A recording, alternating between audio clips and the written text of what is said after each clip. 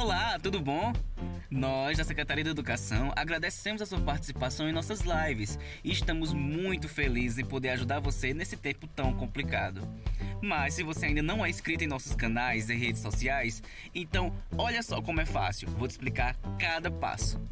Primeiro, se você já tem o link do nosso canal, é só clicar que vai automaticamente para nossa página. Mas caso você não tenha nosso link, então você vai no site do YouTube e digita Seduc SC Play. Vai ter essa opçãozinha aqui e é só clicar nesse botão de inscreva-se.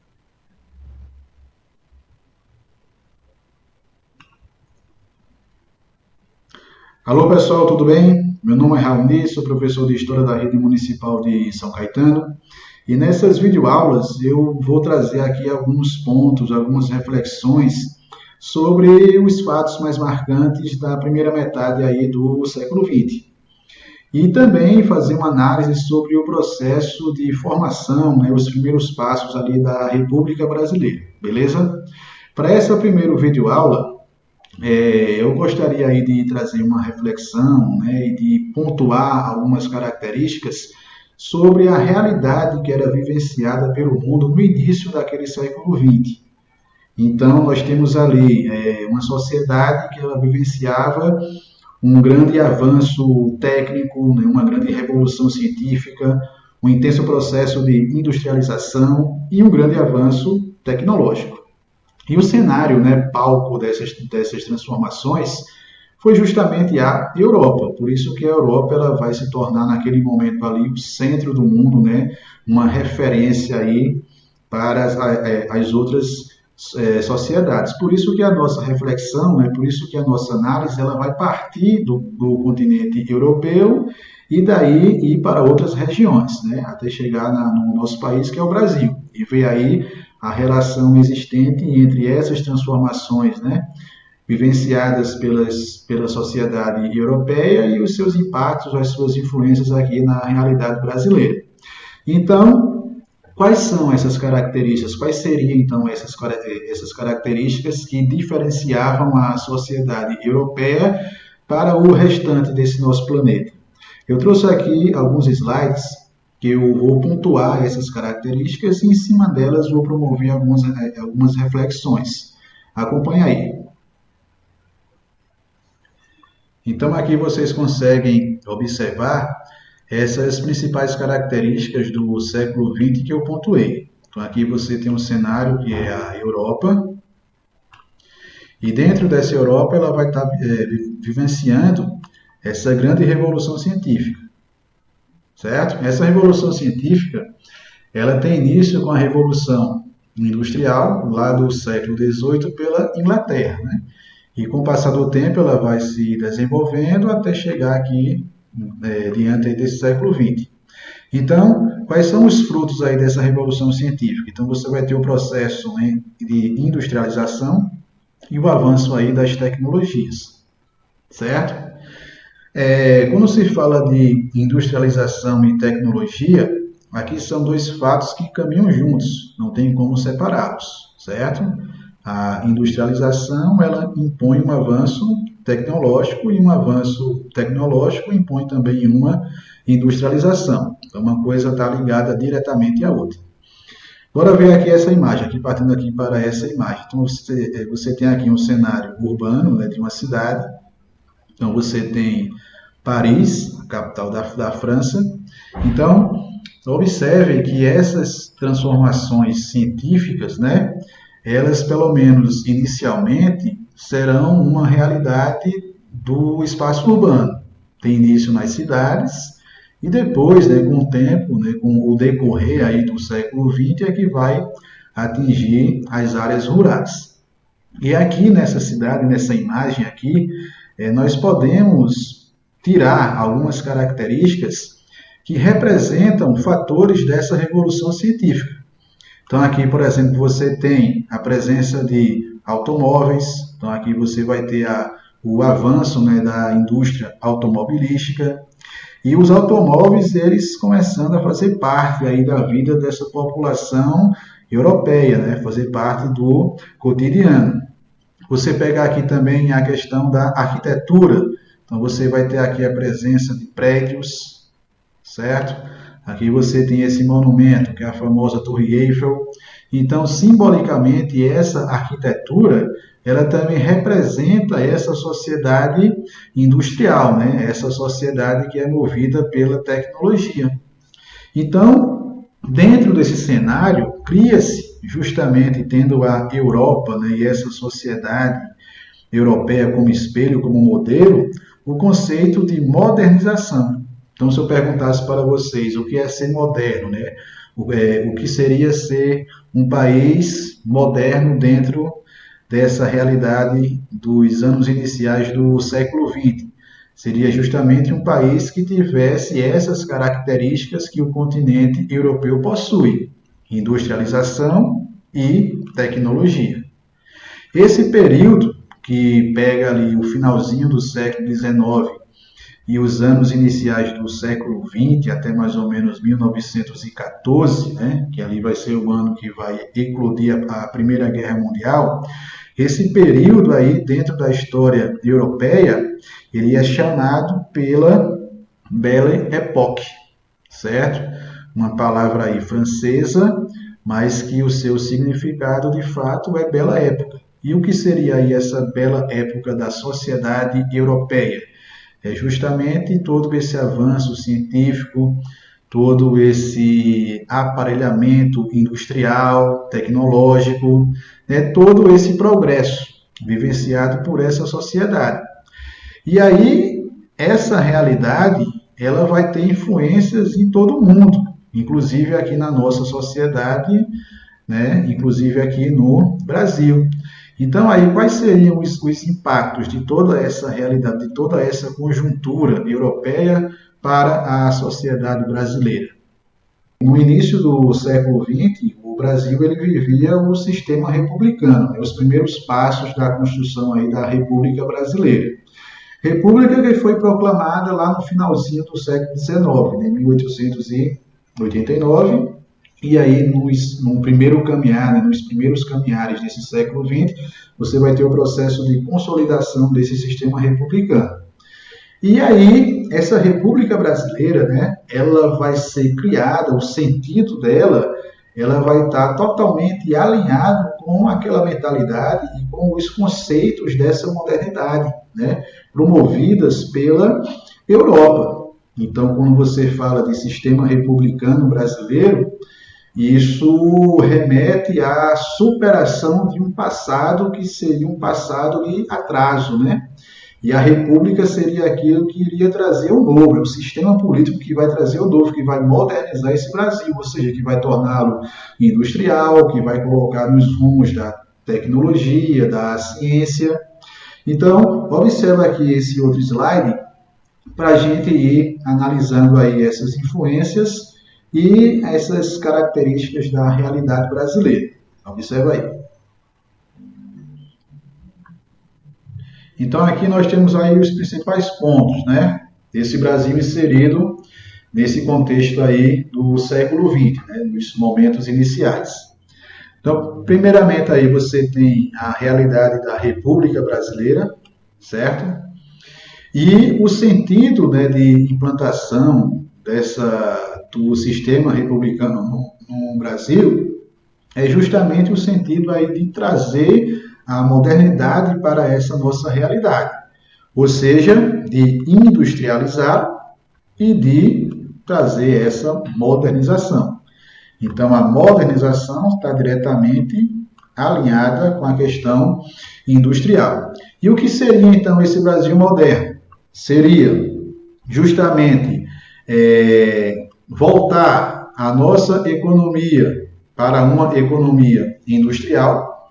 Não esqueçam que o Brasil, até então, era um país bastante agrário, né, onde as suas atividades econômicas, né, as principais atividades econômicas, elas se encontravam no setor rural.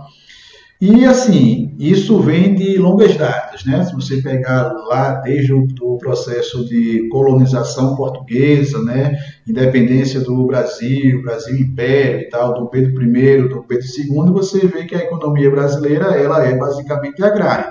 Então, com essa república, tenta-se justamente mobilizar outros setores econômicos que promovam, né, essa mudança de uma realidade agrária para uma realidade industrial. Outra coisa, se você fala de indústria, então automaticamente você fala de relações de trabalho livre. Então aí você vai ter atrelado ao avanço industrial brasileiro a implantação do trabalho livre. Não esqueçam que o Brasil foi o último país a abolir a sua escravidão. Até 1888, o Brasil ainda utilizava, né, essas relações escravistas como sendo a sua principal fonte de mão de obra para produzir riqueza. Então, a República, além de trazer a modernização através da indústria, ela também iria superar, né, todo aquele passado escravista brasileiro, implantando aí relações de trabalho livre, tá certo? E aí seriam relações de trabalho também assalariadas. E uma outra questão, um outro ponto aqui a ser observado, é justamente de transformar essa realidade brasileira, nessa sociedade brasileira, em uma sociedade urbana, visto que todo aquele passado agrário, né, escravocrata, então você tem que a população brasileira, a maioria dela, vive justamente no campo, né? É lá que mantém a sua vida, é lá que mantém as suas relações sociais e econômicas. Então, a República, além de trazer a indústria, além de representar, pelo menos em teoria, a superação do trabalho escravo, iria também transformar a sociedade brasileira em uma população urbana. Então, você consegue aqui observar os elementos, né, característicos da modernidade europeia. A questão da industrialização, da indústria, a questão do setor urbano em expansão e crescimento, e aqui, no caso brasileiro especificamente, a superação desse trabalho escravo.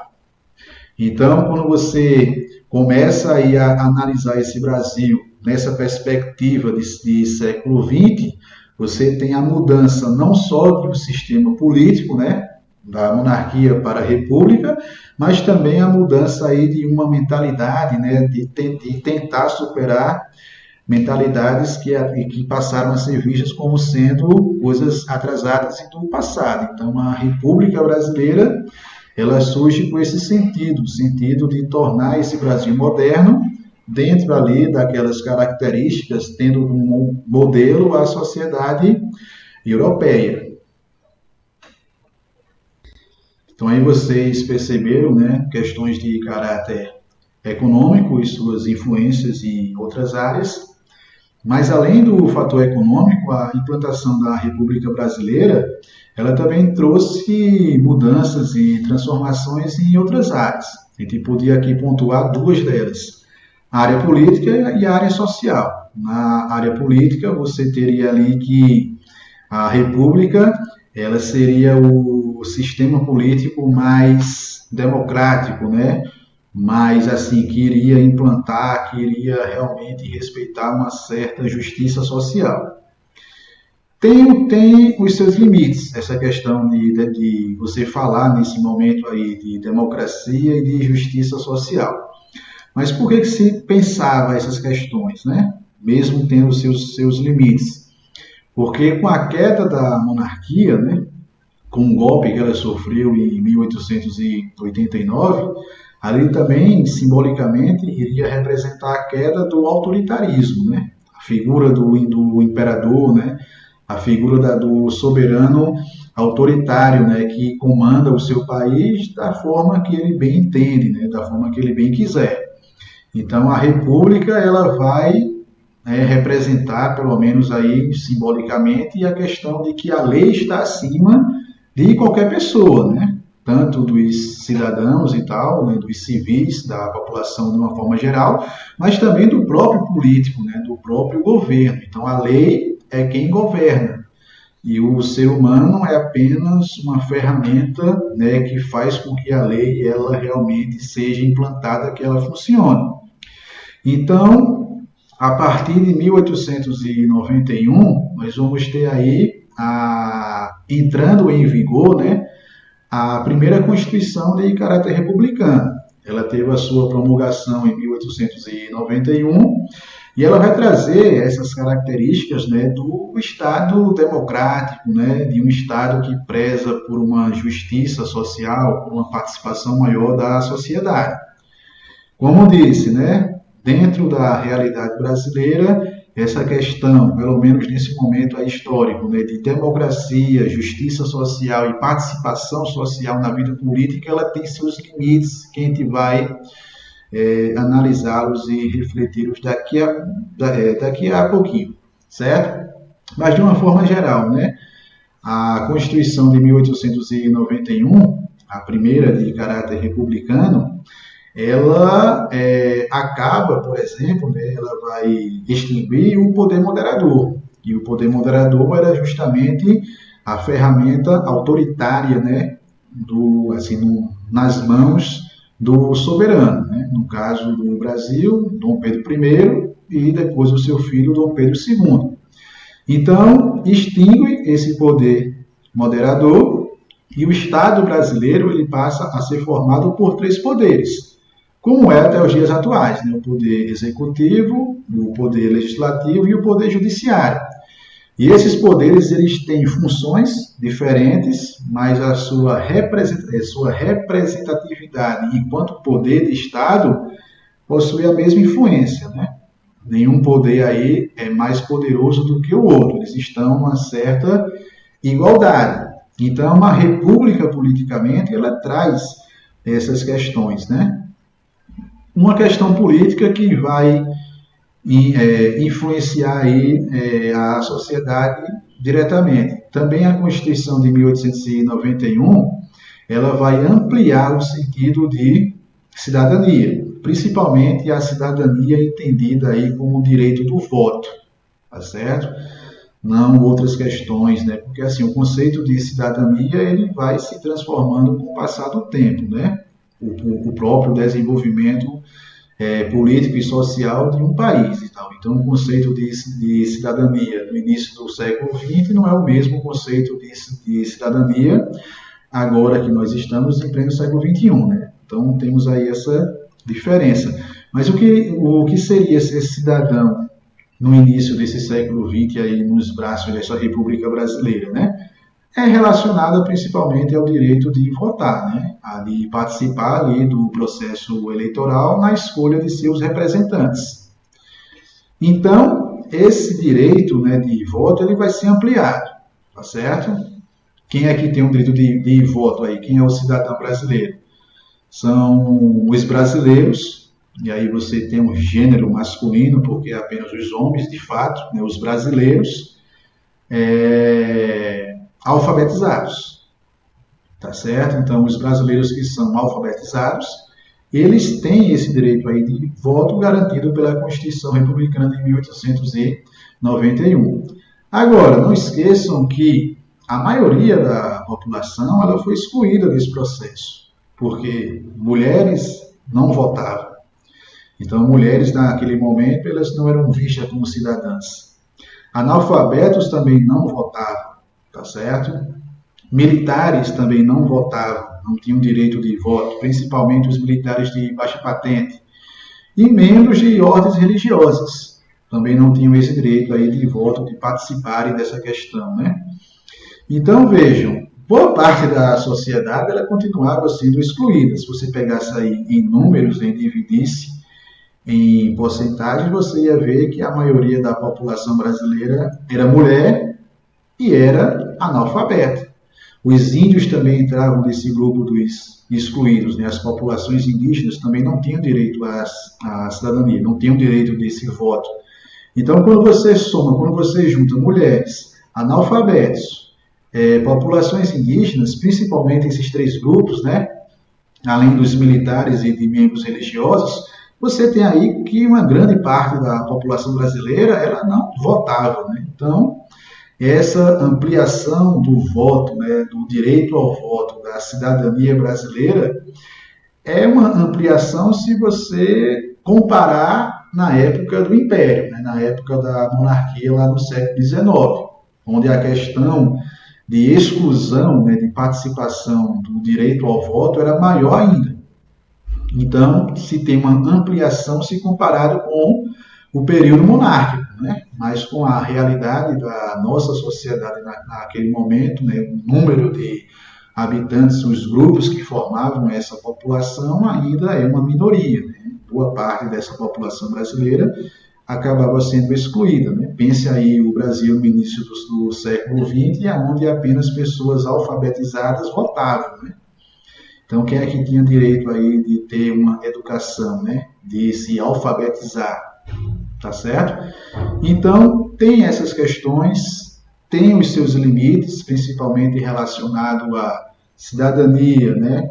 A direitos sociais, a questão da democracia, tá certo? Mas que foram mudanças, né? Foram mudanças que foram promovidas aí pelo sistema republicano e que, com o desenrolar do século XX, essas mudanças elas vão ficando mais intensas, né? E grupos que no primeiro momento eram excluídos, que não eram ouvidos, né? Começam a ser ouvidos, começam a participar porque lutam pelo seu direito, porque lutam para fazer parte, né, dessa cidadania brasileira. Eu vou lançar aí mais um slide, trazendo aí esses pontos que eu debati agora, para a gente fazer mais algumas reflexões e vocês irem acompanhando aí, beleza? Acompanha.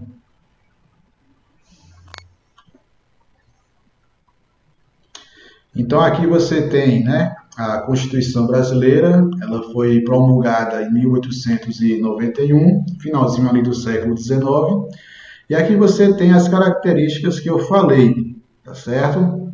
Primeiramente aqui a extinção do poder moderador, que ele representava, né, na época do Império, o autoritarismo, né, sobre as mãos do imperador, no caso Dom Pedro I e Dom Pedro II. Então você tinha 4, aí passa a serem 3, né, como é até os dias atuais. Então, extinção desse poder moderador e automaticamente a divisão do Estado brasileiro em 3 poderes: executivo, legislativo e o judiciário. Esses poderes eles têm funções diferentes, né, como já foi dito, mas um não está sobre o outro, né, um não tem poder mais do que o outro. Ampliação da cidadania, que está relacionada nesse momento aí principalmente ao direito de voto, relacionando aí essa cidadania e ao direito de voto aos brasileiros alfabetizados acima de 21 anos de idade. Os grupos que foram excluídos, né, dessa cidadania, aí você tem aí as mulheres, você tem aí as populações indígenas, analfabetos. Só esses 3 aqui representam uma grande parcela da população brasileira. Tá certo? Militares, principalmente aqueles de baixa patente, e também os membros de ordem religiosas. Então aí você tem as características que eu citei, tá certo? Anteriormente. Uma coisa que eu não falei ainda, e é também de extrema importância para que você entenda a construção da mentalidade republicana dentro desse Estado brasileiro, é justamente isso daqui, a questão do fim do padroado, tá certo? E o que é esse padroado? O padroado é justamente uma instituição que existia na época do Império Brasileiro, desde a independência do Brasil até a proclamação da República. E como é que funciona essa instituição, esse sistema? É que o Estado e a Igreja, eles estão inseridos um dentro do outro, eles se confundem. Tá certo? Ou seja, primeiramente, durante o Império Brasileiro, né, o Brasil ele possuía uma religião oficial. Quando eu falo Brasil, não é a população brasileira, é o Estado brasileiro, né, o governo em si. Ele adotou oficialmente uma religião que foi o catolicismo, até pela toda a tradição, né, do período colonial, da influência portuguesa aqui dentro dessas terras brasileiras. Então, oficialmente, o Brasil ele possuía uma religião oficial. Isso quer dizer que, na prática, a população brasileira ela tinha que seguir essa religião e essa orientação oficial. Então, ela tinha que ser católica, tá certo? Ou seja, a liberdade religiosa de escolha de qualquer outra religião, ou até de você não possuir nenhuma religião, não era permitido, né? Dentro da Constituição de 1824, que foi a primeira Constituição brasileira. Então, quando você tem a República e essa Constituição republicana, aí você vai ter o quê? O fim desse padroado, automaticamente a separação do Estado da Igreja, tá certo? E aí você tem a implantação daquilo que nós chamamos de Estado laico, ou seja, oficialmente o Brasil, a partir dessa Constituição de 1891 e até os dias atuais, o Estado brasileiro não possui nenhuma religião oficial. Então, reconhece todas as tendências religiosas e garante, tá certo, como lei, né, como lei constitucional, a liberdade religiosa, a liberdade de escolha da população brasileira. Beleza? Outra questão. Durante a regência desse padroado, no caso lá na monarquia brasileira, o chefe da igreja dentro do Brasil não era o Papa, era justamente a figura do imperador. Primeiramente Dom Pedro I e depois o seu filho Dom Pedro II. Então aí mostra também um pouco desse autoritarismo, né, que o soberano, que a figura do imperador tinha dentro das instituições que existiam na sociedade brasileira, tá certo? E a lei constitucional republicana, a partir de 1891, vai justamente extinguir esse padroado, implantando aí o Estado laico e garantindo a separação do Estado e da Igreja, tá certo? Então o Estado não tem mais nenhum poder sobre a Igreja e nem a Igreja possui um poder sobre o Estado. Isso estou falando assim, poder diretamente, de mando, beleza? Então, dando aí continuidade, vamos falar agora um pouquinho sobre o que essa primeira República Brasileira trouxe em relação a direitos sociais, principalmente aí relacionado a direitos constitucionais. Bem, se você analisa, né, a primeira Constituição republicana, ela não fala nada sobre garantias de direitos sociais, tá certo? Então, os grupos que eram excluídos, eles continuaram sendo excluídos, né? Não tinha nada que garantisse alguma ressalva para que eles pudessem ter voz e fossem reconhecidos, né? Enquanto grupos sociais, enquanto cidadãos e tivessem também direitos, tivessem alguma voz dentro desse país. Então, como é que esses grupos que, no primeiro momento ali da República Brasileira, conseguiram ter voz e conseguiram sair, né, dessa situação de exclusão? Por exemplo, as mulheres, elas conseguiram, elas conquistaram o seu direito de voto, assim como as populações indígenas conquistaram também seu direito de voto, conquistaram a demarcação de suas terras, a população negra, a população LGBT, né, pegando numa realidade mais atual. Então, você observa que durante, né, o percurso da República Brasileira, esses grupos, né, que são ditos minorias e tal, excluídos, eles conseguiram certas conquistas e conseguiram, né, um diálogo e manter uma voz viva dentro dessa nossa sociedade. Então, como é que isso foi possível? Como é que a República vai costurando e vai construindo todo esse processo? Primeiramente, qualquer direito ele não é dado, nenhum direito é dado. Direito é algo que você conquista. Então, esses grupos que até então não tinham voz, e se hoje possuem essa voz e tal, possuem uma representação política, social e tal, cultural, é porque eles conquistaram esse espaço. E essa conquista, ela se vem a partir de lutas, né, a partir de movimentos, a partir de organizações, de conscientização, né, de identidades, né.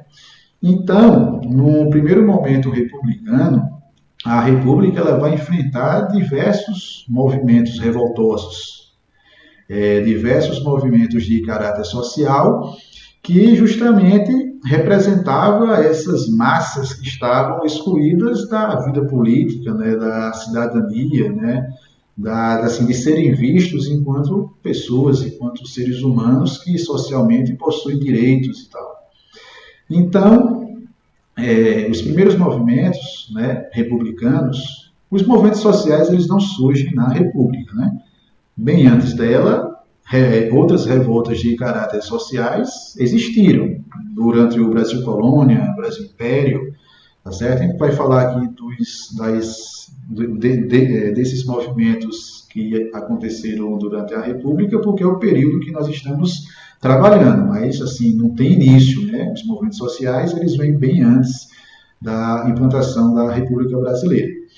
Mas os primeiros movimentos que passam a surgir, né, de revolta e de buscar, né, direitos e voz para grupos excluídos, foram justamente revoltas populares. Né? Se aí você tem grupos excluídos, então você vai ter um movimento popular.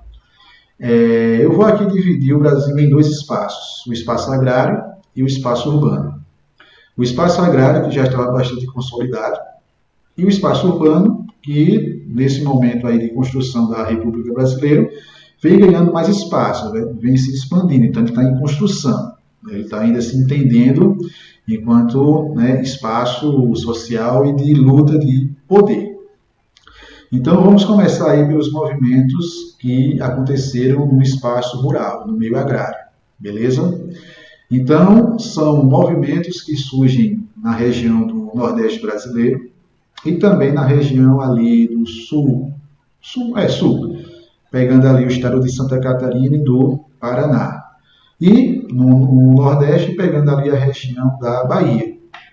Então você vai ter a Guerra de Canudos, no sertão baiano, e a Guerra do Contestado, numa regiãozinha que fica justamente ali entre Santa Catarina e Paraná, entre esses dois estados aí. Então, Nordeste e Sul do Brasil. E o que foram esses movimentos? Eles foram movimentos que se enquadram na realidade agrária brasileira, ou seja, que vai envolver, né, os grupos, né, os diversos grupos camponeses que viviam totalmente excluídos, explorados e na extrema pobreza dentro desse Brasil, nesse primeiro momento aí da República, tá certo? Se você pega o espaço agrário brasileiro ainda hoje tem muitas dessas marcas e tal. Só que no passado, né, nesse momento aí que nós estamos debatendo, era mais evidente assim, essas marcas, que é a questão da presença do latifúndio, automaticamente o poder político e econômico dos grandes proprietários de terras, que faziam a sua riqueza e que faziam o seu poder, né, sobre as regiões onde eles estavam estabelecidos, através de uma relação de exploração e da pobreza dessa grande massa camponesa brasileira, que não tinha terras, que não tinha, né, acesso a propriedades e que estava realmente à mercê da exploração direta desses grandes proprietários. E esse clima de exploração e de pobreza automaticamente vai gerar tensões, vai gerar conflitos.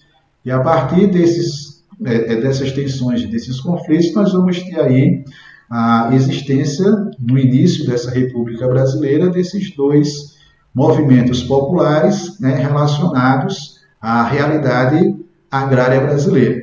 Eu vou lançar aqui mais um slide, mostrando aí esses dois conflitos, as áreas onde eles aconteceram e as suas principais características. Em cima delas, a gente faz aí uma reflexão sobre a busca, né, de direitos e tal, e entender melhor essa questão de movimentos sociais nessa primeira República Brasileira, tá certo? Então, observa aí o próximo slide. Então vamos entender um pouco aí sobre a luta pela cidadania, né? Dentro aí dessas revoltas populares que vão movimentar, que vão agitar a Primeira República Brasileira. Inicialmente vamos nos concentrar no espaço agrário brasileiro. Vamos deixar o espaço urbano para entendê-lo numa próxima aula. Então vamos focar aqui nesse espaço agrário. Aqui nós temos algumas características dessa região, né? Dessa área do Estado brasileiro. Primeiramente, a predominância do latifúndio que representa justamente aí a grande propriedade rural. Nessa área, o poder político, assim como também o poder econômico, se encontra aí nas mãos dos grandes proprietários rurais, que justamente constroem suas fortunas e o seu poder sobre suas regiões em cima de quê? Em cima da exploração e da pobreza das grandes massas camponesas que vivem nessa área, né, nessas áreas do Brasil. Então você tem esses dois grupos sociais. De um lado você tem um grupo menor, pequeno, de privilegiados, e do outro lado você tem uma massa de pessoas, né, de camponeses, que vivem justamente aí dentro de uma realidade totalmente de pobreza e de exploração. Os grandes proprietários, eles controlam esses latifúndios e, em cima da exploração, constroem o seu poder político sobre suas áreas de influência, assim como também constroem as suas grandes fortunas. Então, dominam tanto esse poder político, como também o poder econômico. Então, está aqui, poder político e o poder econômico. Então, vejam, dentro dessa realidade, os movimentos sociais que vão surgir são justamente movimentos que lutam pelo acesso à terra, já que essa massa camponesa é formada por uma massa de sem terras. Aqui também você vai ter como outro objetivo, né? Uma luta contra os interesses e os privilégios dos grandes proprietários rurais e também uma luta para garantir o quê? Melhorias de vida, para garantir a dignidade humana para justamente essa massa explorada e empobrecida e totalmente desamparada do Estado brasileiro. Então aí você tem realmente uma grande área de tensão, né? Então, em todo esse nosso Brasil, espalhado aí pelos sertões, pelos os interiores, né, pelas áreas rurais desse país, vocês têm áreas de tensões provocados justamente pelos privilégios e riqueza dos grandes proprietários rurais que exploram, né, a pobreza dessa massa camponesa, totalmente desamparada e desassistida. Então, a luta pela cidadania, ela se dá nessa perspectiva desse Brasil agrário, né, dentro desse espaço agrário, em uma luta contra a grande propriedade rural e automaticamente contra os grandes proprietários rurais, né, contra essa elite aí privilegiada e enriquecida em cima da exploração e da pobreza dessas massas camponesas sem terras. Então, aí levantamos, né, alguns pontos, algumas características fundamentais para que você possa entender o início aí desse século XX, dentro dessa realidade brasileira, né, e todas as transformações que foram promovidas. Entendendo também ali um pouco no contexto mundial, principalmente aquela realidade europeia, né, e a influência da Europa sobre o mundo naquele momento, né, e focando aí na história brasileira nesses primeiros tempos aí do Brasil República, beleza? Então é isso, pessoal. Chegamos aqui ao final da aula. Espero que vocês tenham gostado. Vocês vão ter algumas atividades para serem respondidas, né? Referente aos temas aqui trabalhados e discutidos. As dúvidas, vocês podem entrar em contato com os professores de vocês através dos grupos de WhatsApp que foram criados, né, especificamente para esse momento aí dessas aulas à distância. E é isso aí. Valeu, obrigado e até a próxima aula.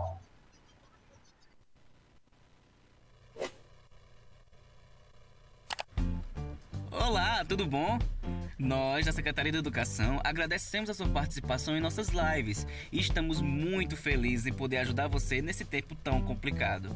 Mas se você ainda não é inscrito em nossos canais e redes sociais, então olha só como é fácil, vou te explicar cada passo.